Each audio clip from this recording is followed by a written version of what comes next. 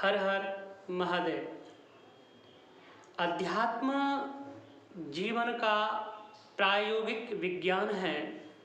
अध्यात्म एक ऐसी विधा है जिसके माध्यम से हम अपने भौतिक जीवन को सुखद बना सकते हैं, सुंदर बना सकते हैं। सत्यम शिवम सुंदरम का जो कंसेप्ट है भारतीय संस्कृति का, वह अध्यात्म पर ही आधारित है।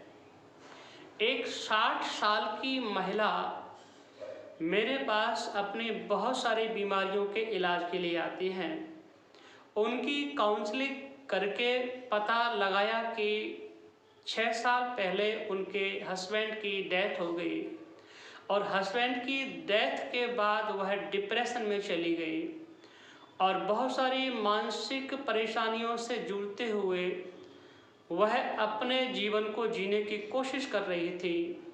इसी के साथ उनके जीवन में अनेकों प्रकार की मुश्किलें, बीमारियां, परेशानियां और आ गई। शरीर के अंदर अनेकों रोग पैदा हो गए। बीपी हो गया, शुगर हो गया, थायराइड हो गया, मोटापा बहुत ज़्यादा हो गया, वजन ज़्यादा होने की वजह से घुटने घिस गए, रीढ़ की हड्डी कमज़ोर हो गई। उनसे बातचीत करके पता लगा कि वह महिला बहुत ही धार्मिक स्वभाव की और एक बहुत अच्छी संस्था ब्रह्मा कुमारी से जुड़ी हुई है और वह ब्रह्मा कुमारी के द्वारा बताए गए जो उनकी दिनचर्या में अध्यात्म की प्रक्रिया है, अध्यात्म की जो प्रैक्टिस है, उसको भी करती हैं। उन्होंने रेकी के 4 लेवल भी पूरे कर रखे हैं। दोस्तों, विचार करने वाला प्रश्न बस यही है कि बहुत सारी संस्थाओं से जुड़ गए, बहुत सारे ग्रंथ पढ़ लिए, बहुत सारे भगवानों को मान लिया, बहुत सारी उपासना पद्धति का हम उपयोग करते हैं और बहुत सारे गुरुओं को हम फॉलो करते हैं, लेकिन जीवन में परिवर्तन नाम की चीज़ नहीं आई।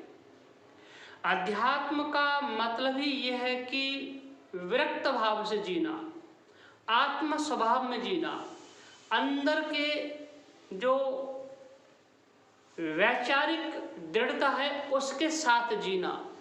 यदि हम किसी संस्था, किसी गुरु या किसी व्यक्ति के द्वारा बताए गए मार्ग पर चलते हुए अपने इमोशंस पर कंट्रोल नहीं कर पाए, वैराग्य को अपने अंदर स्थापित नहीं कर पाए, चित्त को शांत और स्थिर नहीं कर पाए, बदलती हुई परिस्थितियों के कारण से जो जीवन में दुर्घटनाएं आती हैं, जो जीवन में प्रतिकूलताएं आती हैं, जो मुश्किलें आती हैं, उनका हम दृढ़तापूर्वक सामना नहीं कर पाए, तो ऐसे आध्यात्मिक ज्ञान का और आध्यात्मिक प्रैक्टिस का कोई फायदा नहीं है।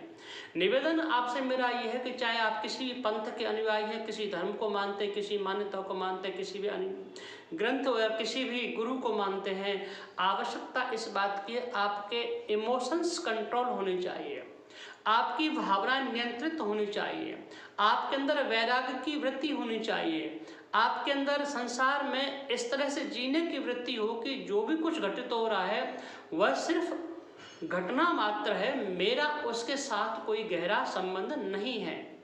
मैं सिर्फ इस जीवन को अपनी आत्मिक उन्नति के लिए जी रहा हूँ, मैं इस जीवन को अपने आध्यात्मिक विकास के लिए जी रहा हूँ। ये भौतिक जगत की जितनी चीज़ें, जितनी वस्तुएं, जितने संबंध, जितनी भी चीज़ें हो रही हैं, उन सबके प्रति मैं दृष्टा हो जाऊं, साक्षी हो जाऊं। यदि मैं दृष्टान हो सका, साक्षी हो सका, विरक्त भाव से इन चीज़ों को देख न सका, इमोशंस को कंट्रोल न कर सका, अपनी मन की भावनाओं पर नियंत्रण न कर सका, मन के विकारों पर, मन में उठती हुई तरंगों को नियंत्रित ना कर सका, तो मेरे इस अध्यात्म का कोई मूल्य नहीं है, मेरे इस धर्म की पालना का कोई मूल्य नहीं है। धर्म की पालना, अध्यात्म की प्रैक्टिस बस है ही इसलिए कि हर पल, हर क्षण मैं अपने स्वभाव में जी सकूं। स्वभाव में जीने का तात्पर्य है परिस्थितियां चाहे कैसी भी हों, मुश्किलें चाहे कैसी भी हों, प्रतिकूलता चाहे कैसी हो, मैं अंदर से अचल, अडिग, स्थिर हूँ। मैं अडिग हूँ, मैं अचल हूँ, मैं शाश्वत हूँ। भौतिक जगत की घटनाओं का मेरे आत्मा पर कोई असर ना पड़े, यह है वास्तविकता अध्यात्म की। और अध्यात्म को मानते हैं, धर्म को मानते हैं, तो वास्तव में हमारा व्यक्तित्व और कृतित्व ऐसा हो जाना चाहिए, प्रतिकूलताओं का असर ना पड़े, उनका डट करके सामना करेंगे। होता यह है कि यदि हमारा मनोबल मजबूत है, हम आत्म स्वभाव के अनुसार जीते हैं, हम दृढ़ता के साथ जीते हैं, स्थिरता के साथ जीते हैं, शाश्वत स्वभाव में जीते हैं, तो पहले तो क्या है, प्रतिकूल घटनाओं का हमारे चित्त पर बहुत कम असर पड़ेगा या असर पड़ेगा ही नहीं। और जब उन घटनाओं का असर नहीं पड़ेगा तो हमारे चित्त में नकारात्मक विचारों की तरंगें नहीं उठेंगी। नकारात्मक विचारों की तरंगें नहीं उठेंगी तो उससे संबंधित जो घटना घटित हुई है, उससे संबंधित अन्य प्रकार की प्रतिकूल परिस्थितियां हमारे जीवन में स्थापित नहीं होंगी, प्रतिकूल परिस्थितियां नहीं बनेंगी। नकारात्मक चिंतन जितना गहरा होगा उतना ही जीवन में प्रतिकूलताएं बढ़ेंगी, मुश्किलें बढ़ेंगी, कष्ट बढ़ेंगे, बीमारियां बढ़ेंगी और परेशानियां बढ़ेंगी। आवश्यकता और समझदारी इसी में है कि यदि मैं आध्यात्म की किसी भी विधि का प्रयोग करता हूँ, किसी विधि को मैं अपनाता हूँ, तो मुझे अपना मनोबल मजबूत करना है, मन को उच्च स्तर पर लेके जाना है, मन को आत्मा के साथ लगाए रखना है, मन को अपनी चेतना के साथ लगाए रखना है। मन चेतना के सानिध्य में रहेगा तो चेतना में ज्ञान है, प्रकाश है, आनंद है, खुशी है, उमंग है, उत्साह है, वैराग्य है, विरक्ति है। ये भाव मेरे मन में आते चला जाएंगे, मन मजबूत होगा, स्वस्थ होगा, बलिष्ठ होगा। फिर संसार के प्रत्येक दायित्व को हम ठीक प्रकार से निर्वहन करेंगे, पूरी जिम्मेदारी से निर्वहन करेंगे। और पाने के लिए हमारी कोई तमन्ना है ही नहीं, जो मिल जाए तो ठीक है, ना मिल जाए तो ठीक है। हमें पूरी दृढ़ता के साथ, पूरी मजबूती के साथ अपने दायित्व का निर्वहन करना है। दायित्व का निर्वहन एक पार्ट है जिंदगी का, और अध्यात्म की उन्नति एक पार्ट है जिंदगी का। अध्यात्म की उन्नति, आत्मा का अध्ययन, आत्मा का स्वाध्याय, आत्मा की उन्नति, यह जीवन की वास्तविकता, ये जीवन का उद्देश्य है। ये भौतिक जगत के जितने भी पार्ट हैं, जितनी भी भूमिका हैं, वह क्षणिक हैं, वह थोड़ी देर के लिए, उनके प्रति ज़्यादा परेशान होने की आवश्यकता नहीं है।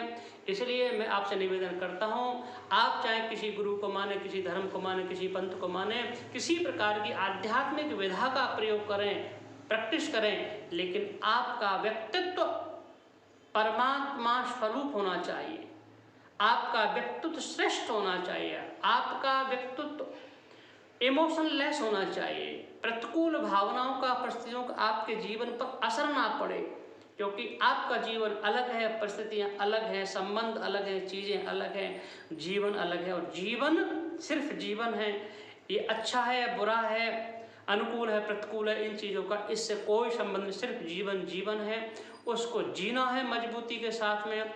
और जीवन को जीने के दो रास्ते हैं, दो तरीके। एक तो भौतिक जगत के दायित्वों को निर्वहन करना, पेट की, उदर की पूर्ति के लिए और आवश्यकताओं की पूर्ति के लिए परिश्रम करना, प्रयास करना मेरा फर्ज बनता है। जो मिल जाए, जितना मिल जाए उसमें संतुष्ट रहना, खुश रहना, पूरी तरह से मेरी एक समझ होनी चाहिए। और आत्मा की उन्नति में किसी प्रकार की गिरावट ना हो। आत्मा की उन्नति में गिरावट ना होगी तो हम किसी प्रकार के इमोशन में नहीं फंसेंगे, किसी प्रकार के प्रभाव में नहीं फंसेंगे, किसी प्रकार के हम डिप्रेशन, स्ट्रेस और तनाव के शिकार नहीं होंगे। आइए श्रेष्ठ मार्ग का चयन करें, उत्तम विधि को अपनाएं, डेली प्रैक्टिस करें, आत्मा की उन्नति करें, प्रतिकूलता अनुकूलता में कोई परवाह नहीं करें, कोई चिंता नहीं किसी प्रकार की। ये आती रहेंगी, जाती रहेंगी, लेकिन शाश्वत सिर्फ आप है। शाश्वत आपका जीवन है, शाश्वत आपकी चेतना है, शाश्वत आपकी आत्मा है। उस आत्मा में कोई विकार नहीं आता, उस आत्मा में कोई डिमोशन नहीं होता। वो आत्मा हमेशा उन्नत है। बस हमको अपने कर्म संस्कारों को हटाना है, कर्म संस्कारों को धूल जो छाई है उसको साफ करना है। इसके लिए हम साधना करते हैं, प्रैक्टिस करते हैं। जितनी साधना करेंगे, प्रैक्टिस करेंगे, उतना हमारा मन मजबूत होगा, क्योंकि मन आत्मा की चेतना के सानिध्य में रहता है। आध्यात्म की प्रैक्टिस करने से मेरी आपसे गुजारिश है, निवेदन है कि आध्यात्म की प्रैक्टिस करते हुए, अध्यात्म की किसी भी टेक्निक का प्रयोग करते हुए आप अपनी आत्मा को मजबूत करें, अपने जीवन को सुखद बनाएं, सुंदर बनाएं, श्रेष्ठ बनाएं। धन्यवाद, नमस्कार।